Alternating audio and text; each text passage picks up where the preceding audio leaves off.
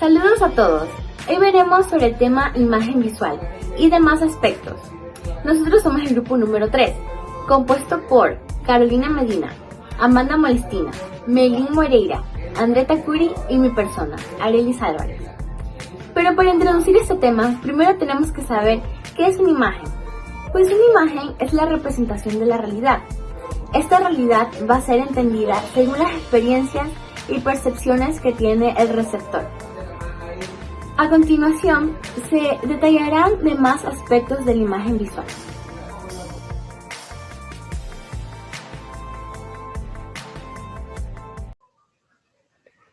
Las imágenes que vemos y que creamos. Las imágenes que vemos y las imágenes que imaginamos conlleva una sola percepción de darle una vista real. A la vista de una imagen le podemos dar forma, connotaciones, significados, hechos y una postura coherente. El sentido de la vista hace que podamos observar la realidad de los que nos rodean, lo que nos permite distinguir los colores, las formas y darle un formato de credibilidad. Por ejemplo, si nosotros tenemos un dibujo, una pintura al frente nuestro, nosotros la observamos y sabemos más o menos de qué se trata la pintura. ¿Por qué? Porque nosotros ya sabemos qué cualidades existen gracias a nuestro entorno que nos rodea todos los días.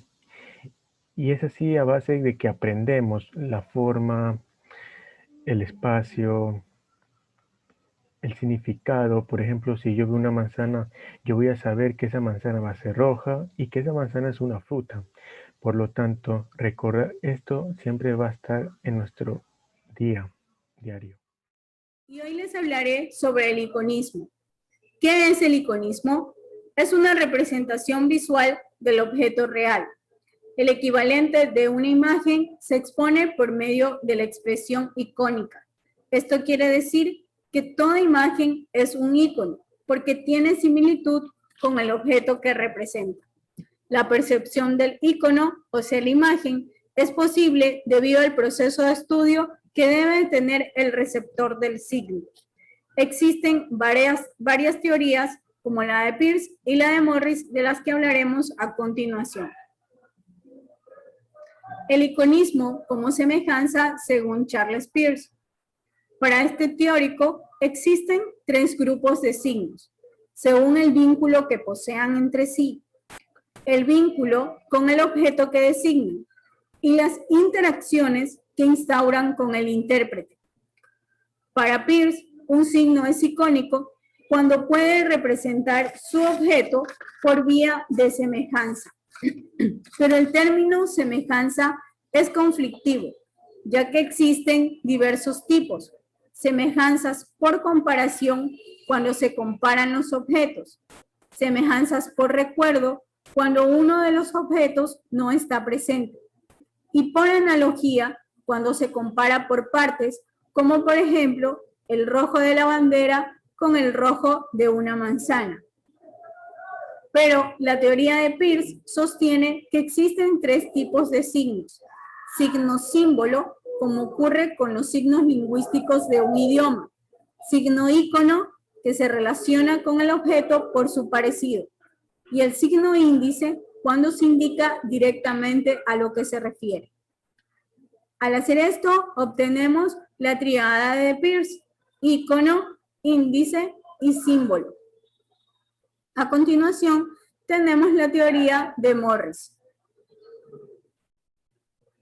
Las propiedades en la posición de Charles Morris. Según Morris, los objetos icónicos tienen las mismas propiedades que el objeto, es decir, que captamos sus cualidades y características. La idea de imagen icónica hay que entenderla como un signo que se asemeja. Se debe tomar en cuenta los grados de iconicidad que tiene una imagen para descifrarla, como por ejemplo aquí que tenemos el menor grado de iconicidad, un grado medio de iconicidad y un mayor grado de iconicidad donde ya vemos la imagen completa. Lo que quiere decir esta teoría es que los signos y las características de una imagen están basados en la cultura y en las características de los individuos. Muchas gracias. Ahora veremos la iconicidad mediante el concepto de analogía. Aquí aparecen dos semiólogos franceses, Roland Barthes y Christian Metz. Pues primero hay que recordar qué es la analogía. Este establece una relación de semejanza entre dos objetos o dos fenómenos, y también se puede aplicar a imágenes icónicas. Roland Barthes nos dice que realmente se establece una analogía con el objeto designado, mientras que Christian Metz dice que el analógico siempre nos va a transferir códigos y que no hay que confundir la analogía con un razonamiento deductivo, sino que es una operación inductiva que nos va a llevar a establecer esta relación de semejanza. Así que ambos semiólogos nos afirman que la imagen siempre va a ser análoga a la cosa u objeto que representa.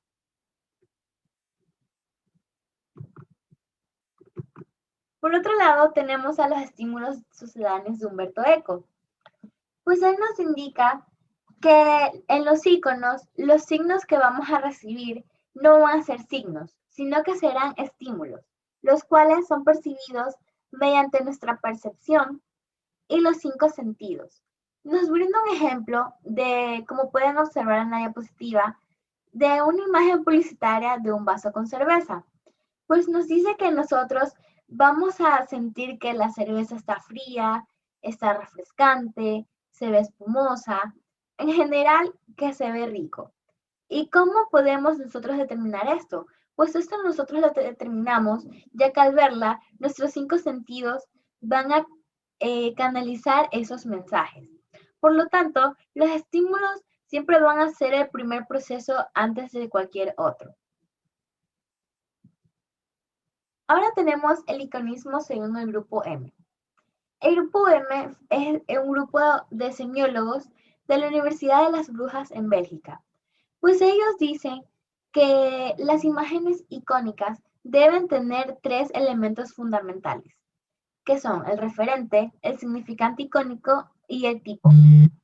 Pues estos 3 van a desarrollar todo un proceso, los cuales se reparten en reconocimiento, transformación y estabilización.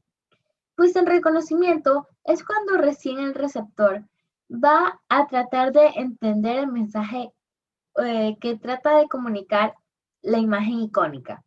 En la transformación, pues este va a hacer relaciones análogas con qué otro objeto le recuerda o le transmite el mismo mensaje. Y en estabilización, realmente va a captar lo que la imagen trata de decirle y va a identificar qué tipo de imagen y qué elementos usa. La estructura compleja de la imagen. Existen 3 puntos fundamentales por los cuales una imagen se puede derivar y formarse entre sí.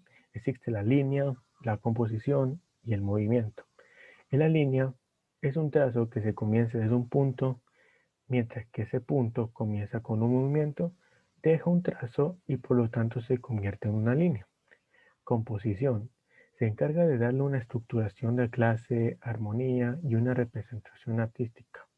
Por ejemplo, como en el ejemplo anterior, es como que decimos que esa imagen le podemos darle vida armoniosa gracias a los colores que le podemos estructurar adentro de esa imagen, porque poco a poco, mientras que los puntos se trazan, se convierten en líneas, y esas líneas se convierten en composiciones artísticas, por la cual al final del trabajo ya se puede ver o notar el dibujo que se quiere transmitir hacia los demás.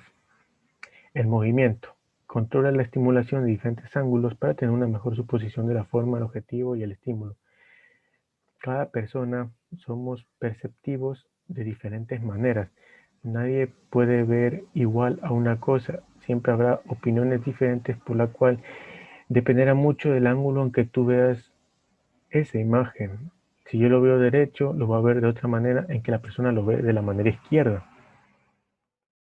La imagen es un modelo epifánico.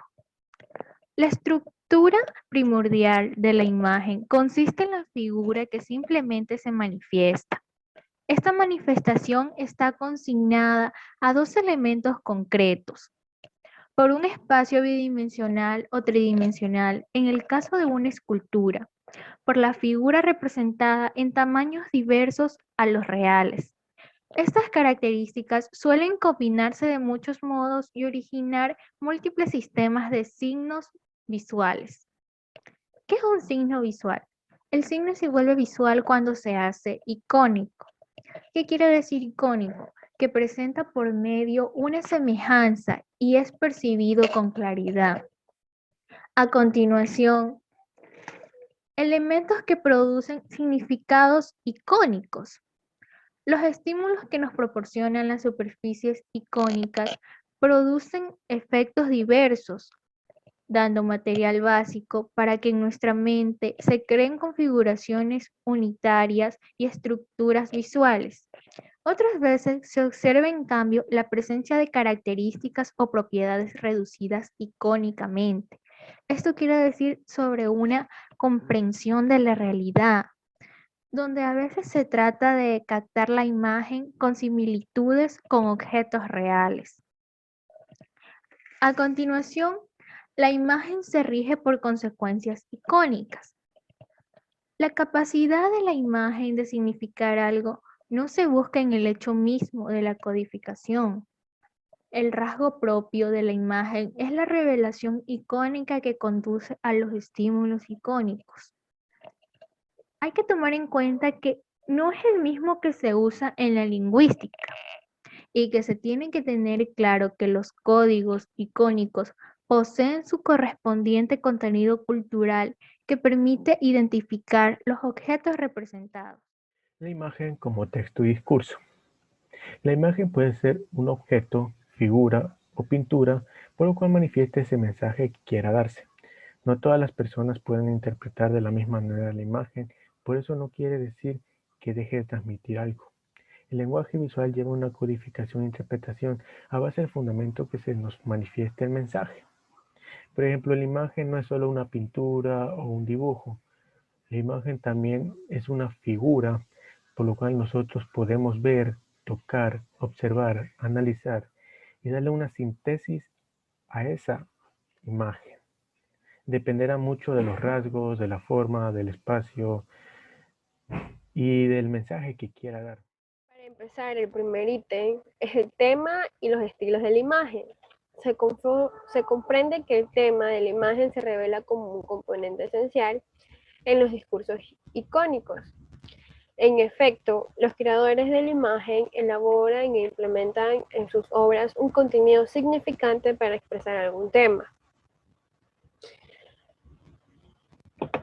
Por ende, influyen factores como la composición, líneas, niveles icónicos y colores, que ayudan a la creación de temas y estilos, y así la forma y las expresiones que asumen un tema icónico son variadísimas. Existen diferentes tipos que se pueden interpretar de acuerdo a su época. Podemos para ello buscar y tomar en cuenta el origen de los estilos, es decir, los rasgos y características cuyos códigos ayuden a identificar y distinguir los distintos estilos de la imagen. Mientras un tema puede permanecer inalterado, a través de muchos estilos va asumiendo expresiones y elaboraciones formales y cambiantes a lo largo del tiempo. Es decir que, como se conoce hoy en día, existen distintas épocas como contemporánea, moderna, clásica, y así se ha ido cambiando el arte. El tema, el arte, y obviamente para poder construir aquel arte se necesita un tema y un estilo que sea único y peculiar. En la actualidad, la imaginación de las personas cuando crean fotografías e ilustraciones son de acuerdo a la actualidad y los gustos de las personas. Y así va evolucionando la imaginación. Por ejemplo, es extraño ver una banana color celeste cuando realmente su color es amarillo. Pero la imaginación y creatividad hace que fluya este comportamiento en las imágenes. Y realmente eso es algo muy llamativo para las personas. Luego tenemos la interpretación de los discursos visuales. Y dentro de este tema podemos decir que la imagen es aquello como uno de los medios de referencia de la comunicación actual. Podríamos definir el discurso visual en fotografía. Anteriormente se pintaban, se creaban esculturas hechas a mano, pero hoy en la actualidad la fotografía ha sido un golpe a nivel mundial que asimismo ha ayudado como que un poco a la economía del país. Me refiero a que una foto de algún paisaje, de algún lugar, de alguna iglesia, de alguna casa, hasta de algún objeto, ha llegado a llamar la atención del espectador. E me incluyo, que a mí me gustan tomar fotos, depende de la creatividad, de distintas perspectivas, de arriba, desde abajo, desde un lado, desde atrás, y así con ediciones que se usan actualmente con aplicaciones que ayudan y que ayudan a mejorar la imagen, la calidad y asimismo aumentarle o quitarle a la imagen ciertas características y lograr que, que sea llamativo para el público y a las personas les agrade. Y en anteriores tiempos, podemos citar aquí, por ejemplo, el cuadro de Van Eyck con el tema de la pareja matrimonial. Para el público esto significa y se interpreta del sentido como un matrimonio medieval, rigidez institucional, pareja antigua de los años pasados, pero vale recalcar que la gente de ese siglo lo veía desde otra perspectiva, como algo normal y propio de aquellos tiempos. Cambio por la actualidad es algo como que muy formal, se interpreta de una manera como que fue un matrimonio obligado, la persona muy seria, por respeto a la tradición familiar. Y luego tenemos, por último, el símbolo y los imaginarios. El símbolo de la imagen constituye un aparato mediador entre el sujeto y la realidad.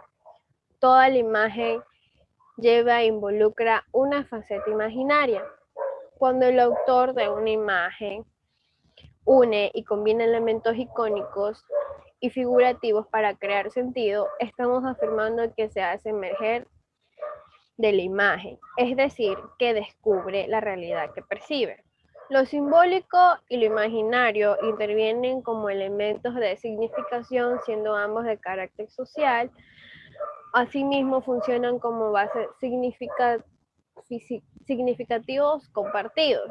Esto crea y forja a su modo de ser y pensar entre el campo natural y la ley racional. En el imaginario se puede decir que encontramos gran cantidad de símbolos que se usan con el fin de darle una definición de los objetos concretos en lo que se encarna la identidad de una sociedad. Por ejemplo, un símbolo, como lo es un círculo, la imaginación fluye, que con un círculo se puede formar una cara feliz, un sol o incluso una luna llena. Luego tenemos una cruz que para uno significa algo religioso, o la cruz como significativo de los primeros auxilios, la Cruz Roja. Y así con la unión del tema, el estilo, los símbolos, la imaginación, se va creando una imagen y lo más probable es que sí, a través de los tiempos cambia y evoluciona todos los distintos tipos de arte que existen. Por ende, la semiótica de la imagen hoy en día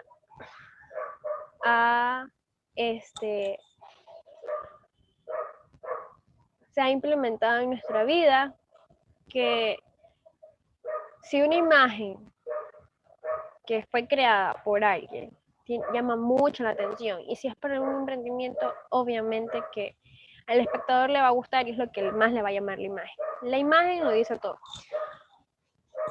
Como por ejemplo, nosotros mostramos una imagen natural, como somos. Si demostramos nuestra imagen como buena persona, obviamente a las personas le van a agradar eso. Y así es como se ha incrementado esto de estudiar mucho la imagen, que tiene que ver con la creatividad. Y obviamente en las distintas épocas se va desarrollando más a fondo. Gracias.